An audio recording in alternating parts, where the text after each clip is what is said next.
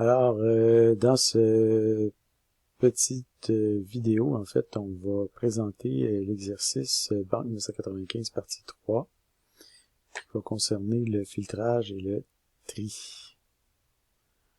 Donc, c'est un exercice quand même relativement long de par sa, disons, peut-être c'est de par l'ampleur de ce qu'il faut faire. OK?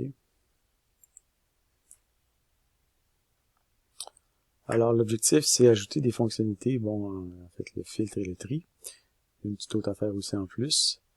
C'est la suite de Banque 1970, 85, 90, 95 partie 1, 95 partie 2. Donc, la mise en place, en fait, c'est la suite de 95.2. Donc, il n'y a rien à faire, sauf que, idéalement, il faudrait que les tests existants passent pour pouvoir, disons, pour être pas trop être pris par des, disons, des surprises dans cette partie-là. Donc, d'abord, on va parler de sélection par nom, ensuite de filtre et de tri. Donc, la sélection par nom, de filtre et de tri. Donc, sélection par nom. Donc, sélection par nom, en fait, vous avez déjà la sélection par numéro qui fonctionne. OK? Donc là, cette fois-là, il faut faire la sélection par nom. Donc, le menu de la banque numéro B, que vous avez ici, OK? Où est-ce qui permet de sélectionner un compte, en fait, jusqu'à maintenant, ce numéro-là permettait de sélectionner un compte via son numéro. Maintenant, vous pouvez sélectionner un compte via son numéro ou via le nom du détenteur. OK? Ça permet de faire les deux. Donc, quand on sélectionne, par exemple, l'option B, on affiche nom du détenteur ou numéro de compte. Donc, on peut soit rentrer un numéro de compte ou soit rentrer le nom du détenteur. Ici, on rentre le nom du détenteur, Anne. Donc, si jamais le nom du détenteur ou le numéro n'existe pas, évidemment, on affiche, par exemple, ici, dans le cas du numéro 5, on affiche le compte numéro 5 n'existe pas. Ça, c'est exactement comme ça fonctionnait jusqu'ici. Pour ce qui est d'un nom, mais si le nom n'existe pas, ben on dit que le nom n'existe pas. Donc, le détenteur Godzilla n'existe pas. Donc, ici, on cherche Godzilla. Et Godzilla, il existe nulle part. Une autre possibilité, c'est qu'il y a plusieurs alternatives possibles. Okay. Par exemple, ici, si on cherche le nom du détenteur Anne, A-N, ben, il y a 3 détenteurs possibles qui possèdent les lettres A et N dans leur nom. Il y a Han Solo, qui est le détenteur numéro 6. On l'a ici. Il y a Obi-Wan, qui est le détenteur numéro 8. On le voit ici. Puis il y a Rantanplan, le détenteur numéro 28, qu'on ne voit pas dans les listes ici, parce que la liste affiche pas tous les noms. Okay. Donc, ce qu'on doit faire quand un nom est ambigu, c'est de dire qu'il est ambigu. Donc ici, par exemple, on dit le détenteur Han est ambigu. Puis on dit combien il y a d'alternatives différentes. Suite à ça, on affiche les alternatives. Pour un maximum de 10. Donc, si on a plus que 10, on affiche seulement 10 alternatives.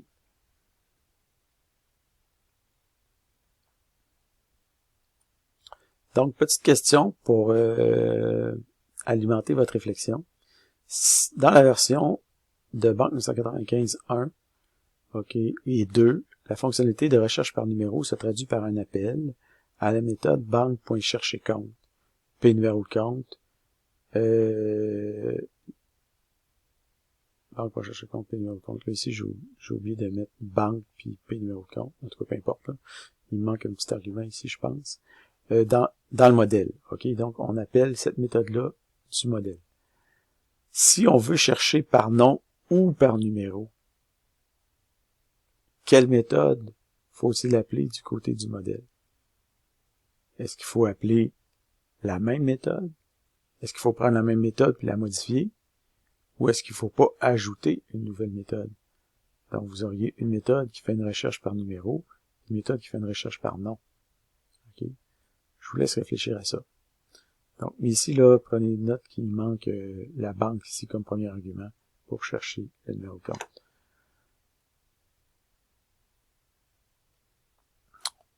Donc, dans le projet test, vous allez maintenant débloquer des tests additionnels en définissant la constante de compilation, chercher nom, qui va, à ce moment-là, vous allez avoir toutes ces constantes-là qui vont être définies. Et vous allez pouvoir tester. Okay, une fois que vous avez fini, que tout va bien, vous validez, puis vous poussez sur Git. Et vous êtes prêt à passer au filtrage. Donc, l'option de filtrage. Donc, il est possible de filtrer les comptes en fonction de leur état. Okay, les touches sont les suivantes. F2 permet de masquer ou de démasquer les comptes actifs. F3 permet de masquer ou de démasquer les comptes fermés. F4 permet de masquer ou de démasquer les comptes gelés. Et F5 permet d'annuler tous les filtres ou les filtrages en cours. Donc, ça permet de démasquer tout si vous préférez. Okay. Donc, ici, vous avez un exemple avec une animation. Donc là, ici, on masque. Ici, on a masqué tous les types de comptes. Okay. Donc, quand on clique sur F2, on va masquer les comptes. Ici, on a les trois types de comptes. A, on masque les AF, on monte, mais ici, c'est ça, là. Donc, AFG. Bon. En fait, bon, A, ça veut dire que les comptes actifs sont masqués. F, ça veut dire que les comptes fermés sont actifs. G, ça veut dire que les comptes gelés sont masqués. Donc, quand les touches AFG sont actives, quand les trois sont masqués, évidemment, il n'y a plus rien affiché. OK? Donc, vous pourrez valider.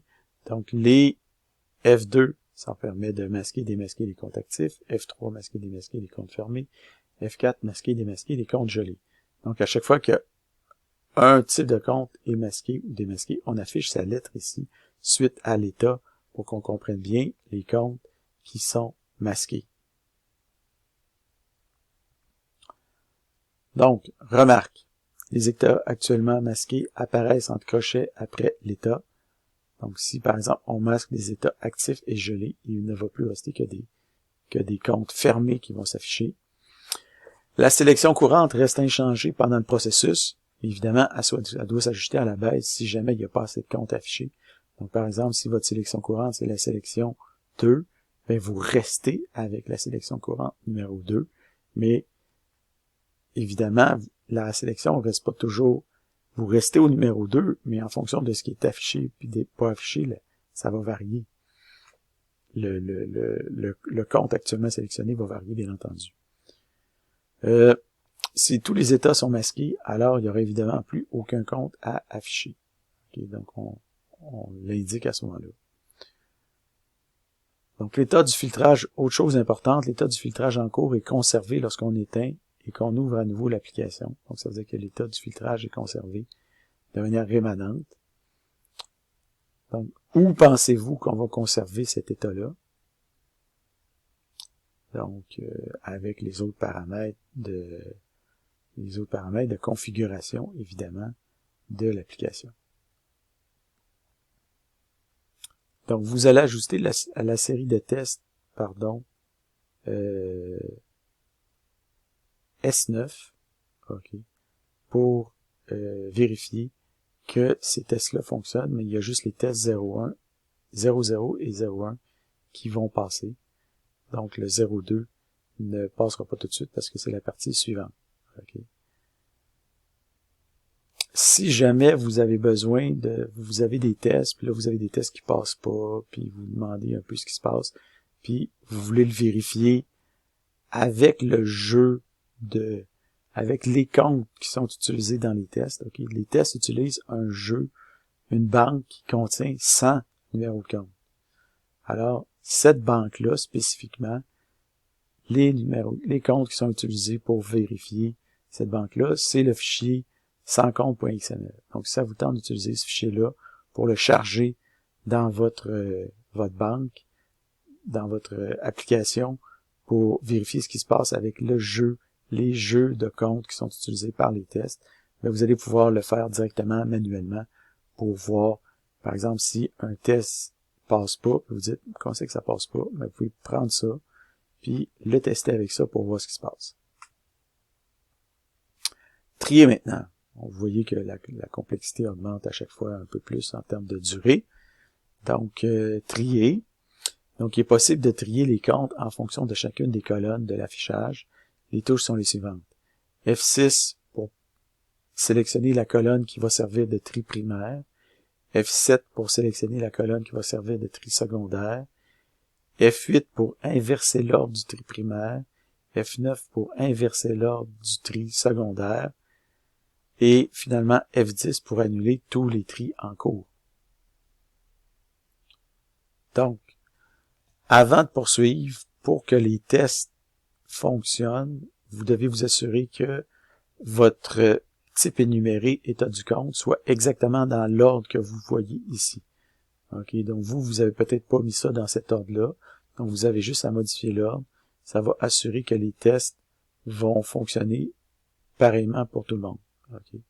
Donc, initial, actif, fermé, gelé.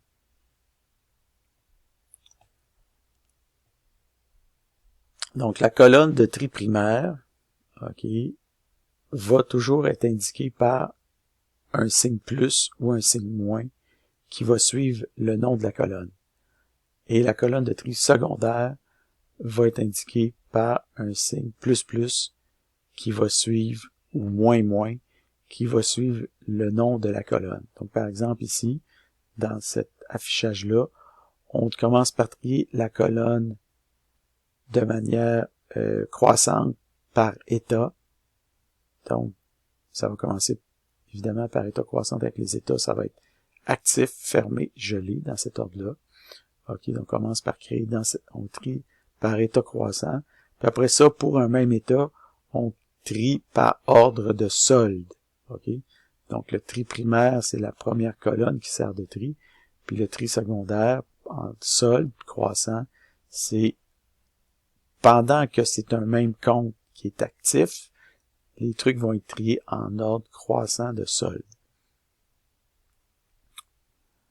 OK? Donc, quand vous appuyez sur F6, subséquemment, vous voyez que vous sélectionnez la colonne qui va servir de tri primaire. OK? Donc, la touche F6 vous permet de sélectionner la colonne qui sert de tri primaire. Donc, évidemment, vous avez un des états possibles qui a aucune colonne qui sert de tri primaire. OK? Donc, vous voyez qu'il n'y a pas de plus, aucune colonne. OK? Plus, aucune colonne, aucune colonne. Donc, à chaque fois que vous tapez sur F6, vous passez à la colonne suivante en allant vers la droite, puis en allant vers aucune colonne à la fin. OK? Donc, par défaut, dans votre logiciel, vous affichez, il n'y a aucune colonne qui sert de tri.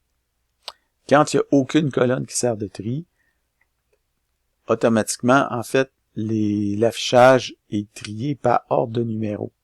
Okay? Donc,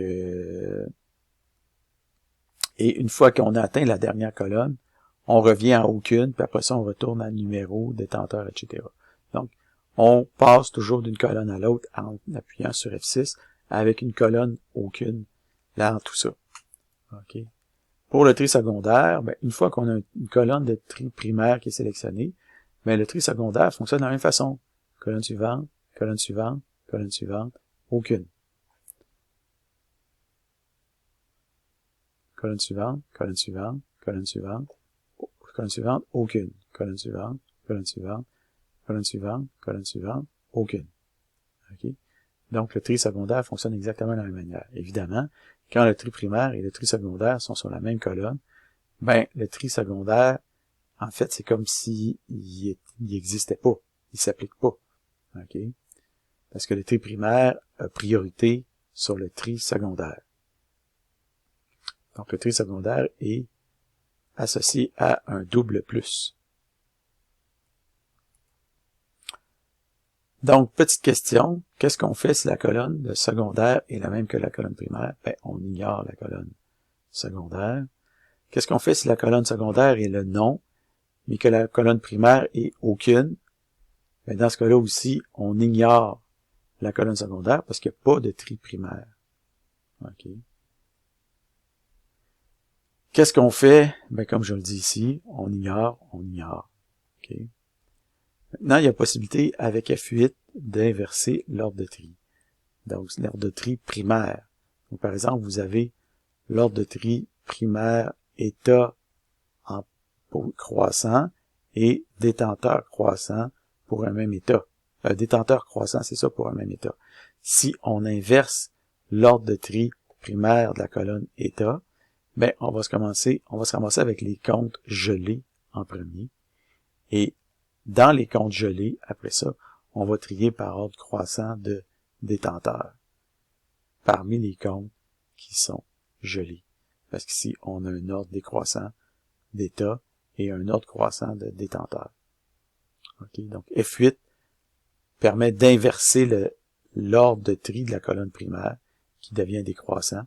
Et si on réappuie sur F8, bien, on bascule de l'autre bord et on revient en ordre croissant. Donc, croissant, décroissant, croissant, décroissant.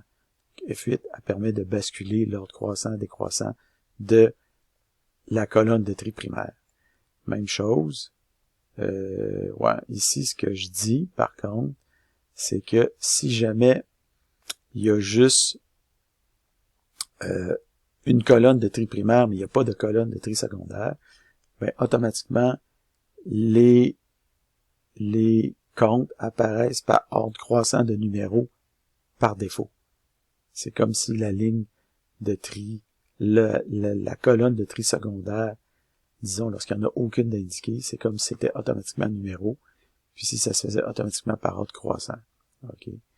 Donc ici, on a les comptes gelés avec l'état décroissant et ça apparaît par ordre croissant de numéro, même si la colonne numéro n'est pas la colonne de tri secondaire.